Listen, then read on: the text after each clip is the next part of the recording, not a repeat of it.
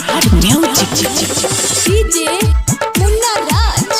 अखन अहाँ सब सुन रहल छी मदना से विराट म्यूजिक के शानदार प्रस्तुति।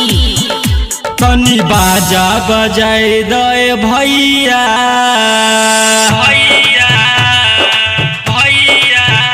तनी बाजा बजाए दे भैया नचेला मोगी मार करे छे। कनी बाजा बजाए दे भैया नचेला मोगी मार करे छे। छोड़ते न आए हो बिना हूँ मचने, छोड़ते न आए हो बिना हूँ मच। तनी मरकरी जलाई दे भैया, तनी मरकरी जलाई दे भैया नाचेला मोगी मार करे छे। तनी मरकरी जलाई दे भैया नाचेला मोगी मार करे छे। डीजे मार करे छे, नाचेला मोगी मार करे छे, नाचेला मोगी मार करे छे।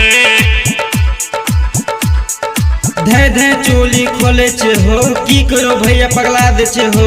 नाचेला छोरी मार करे छे, जही तही मार करवा दे छे। रौ भाई की कहे छे? हां भैया सच कहै छियो। गाना खाली मैठली बजई ह, नाचेला तैयार छे नचई ह। चोरी चुपे मोबाइल से वीडियो बनावे देख मार करे छे, गोली फैल करे छे। कनी बाजा बजाए दे भैया, तनी बाजा बजाए दे भैया नाचेला मोगी मार करे छे। नाचेला मोगी मार करे छे, नाचेला मोगी मार करे छे। presented by Virat music.